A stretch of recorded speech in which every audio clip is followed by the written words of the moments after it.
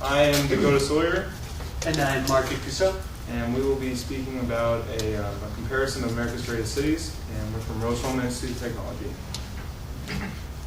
All right, we'll begin with the layout compared to the quality layout and how it is a key experience to the quality.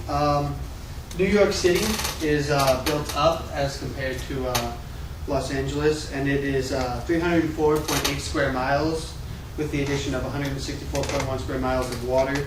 So it's such a small area that it becomes much more dense, so they need to build up as compared to building out. So they had to build much more compact, so the density is greater, making the population much greater. And it's built on 3 islands, Manhattan, Staten, and Long Island, with 5 counties, New York, Bronx, Queens, and Richmond. As of July 1st, 2009, there were 8,391,000 people living in New York City, with the densest population of all the cities in the United States, with 26,403 people per square mile, which is much greater than every other state or country.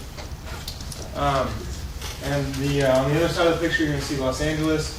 As you can see here, Los Angeles, that's all of Los Angeles' major skyline towers, and it's not even a quarter of what New York has.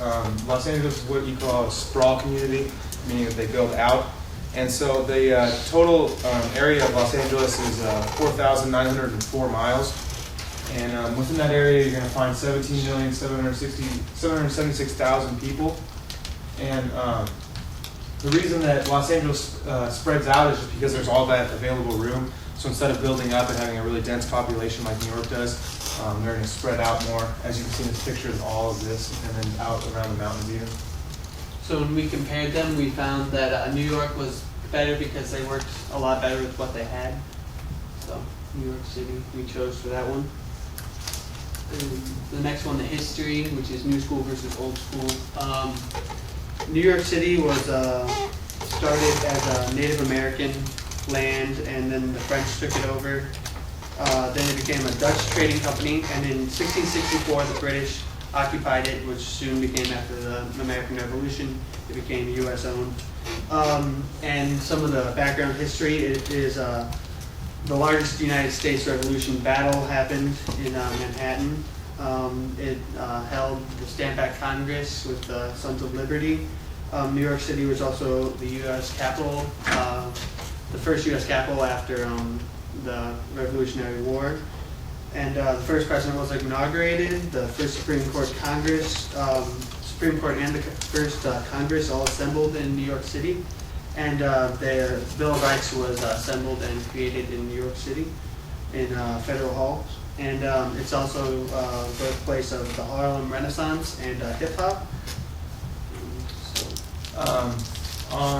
Right here, you can see this is a picture of Los Angeles. Los Angeles was first officially founded as a Pueblo village in what is called New Mexico on September 4th, 1781. The person who founded it is Felipe de Neve, who was the then governor of California, which was still part of Mexico at the time. The original name for Los Angeles and where we get the name today is El Pueblo de Nuestra Señora la Reina de Los Angeles del Rio de Porciúncula. And what that means is the town of Our Lady, the Queen of the Angels on the Porciúncula River. And obviously they've shortened down a little bit. You don't really want to write that every time you're going to send a letter to your grandma in LA.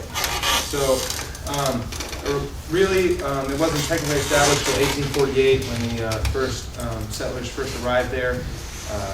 It didn't really start becoming a true city until 1876 when railroads and the South Pacific Railroad Company had a railroad go through there. By 1900, the population of LA was up to 102,000. This was because the film industry had just started there and the aviation industry had just started there, and so it was on its way up. By 1932, LA had more than 1 million people, and again, this was due to the film industry just exploding.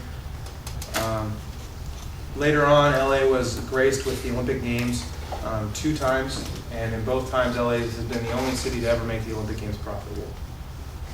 So when we compared them, we looked back at like the past history, and since this is an American country, we looked at mainly the American influence that it had, and since New York had such great backgrounds, we chose New York as for that comparison. Okay, our next slide is about lifestyle. As you can see, we've been doing social classes in class here for the last couple of days, and really what you're looking between LA and New York is more of the nouveau riche compared to the older money. In LA, you've got Hollywood, mainly just Hollywood, and that's where all the money is generated, and that's all the people you see on TV, all the people you see on the red carpet. Formal wear in Hollywood, or in LA really, is bright. It's always bright, whether it's formal, whether you're going out, very bright, vibrant colors. As you can see from this picture, very interesting outfits, and they're all considered formal.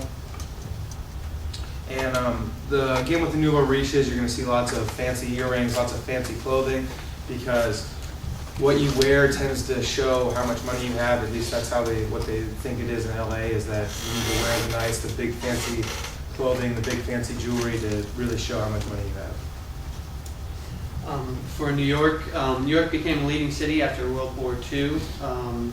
Wall Street led New York City to world economic power, so it became a high economic and business based state or city, and so that's where it became all its power. And since it was after World War II, where they started building all their income and everything, it started building up and became old money, more business related. And New York global power influenced lifestyles, and Broadway is one of the arts and entertainment in the lifestyles in New York City, and it includes the Lincoln Center, which is one of the most well known. It's one of the second biggest film industries in the United States, behind LA, Hollywood, and it has the world's most valuable real estate for housing, and in addition, it has a competitive fashion industry.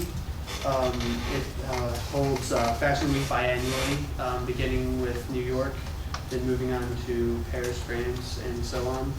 And the main fashion style in New York is more business related, calmer, darker colors worn with conservative businesses and dress apparel, formal dress apparel. For lifestyle and fashion, we chose LA to be the winner, mainly because LA and Hollywood in general are more embracing the future and are the younger people, as opposed to New York, more of the older generations who are still clinging on.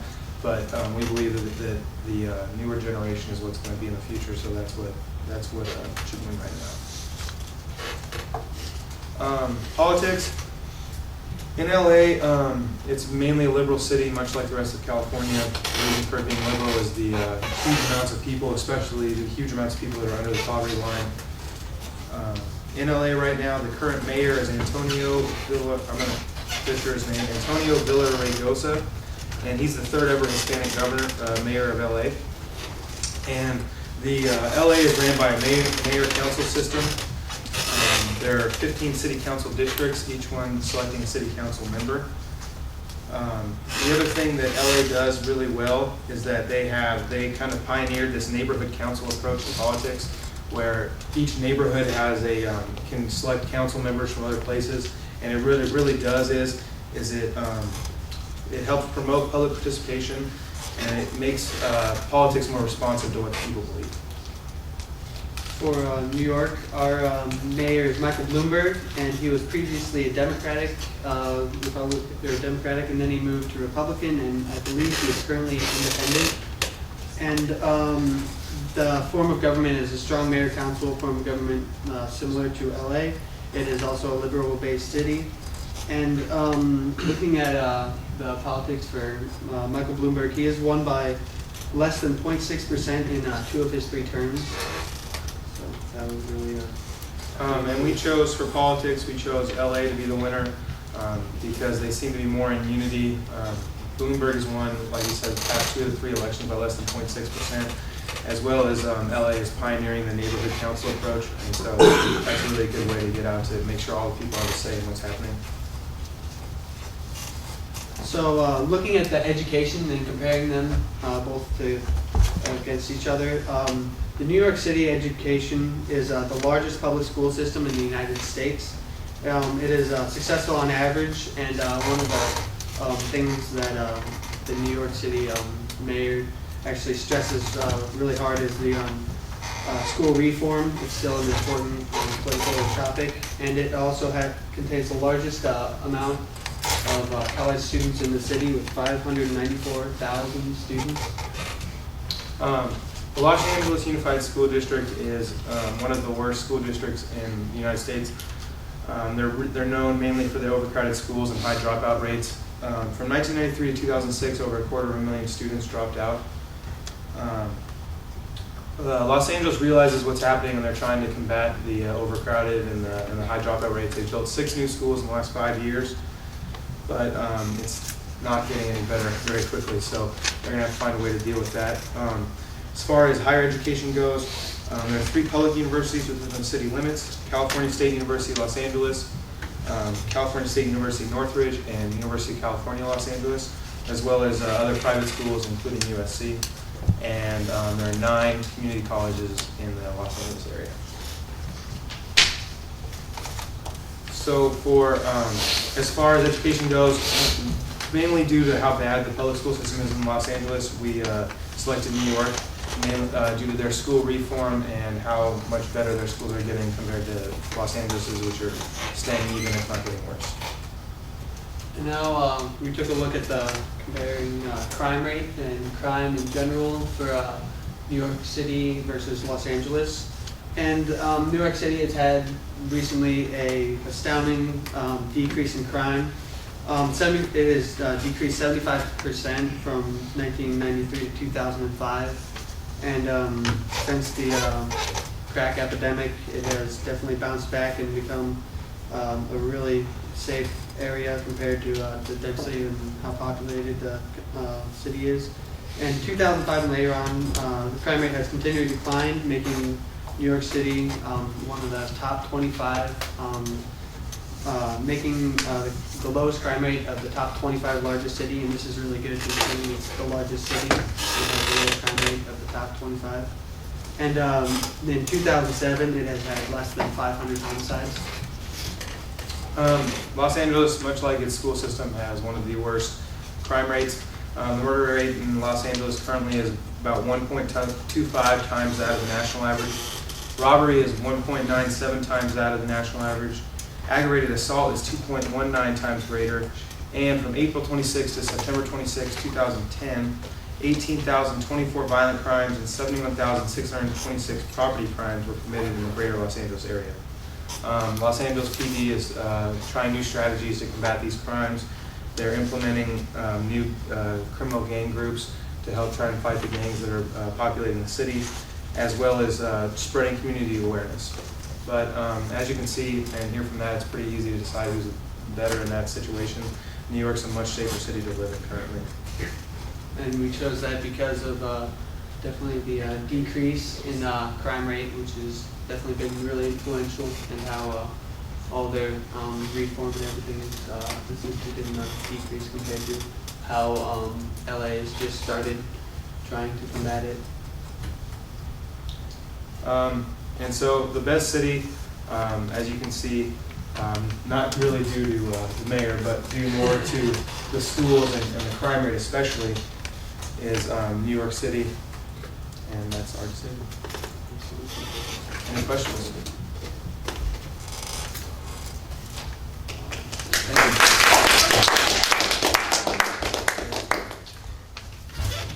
We need to move right along, so let's have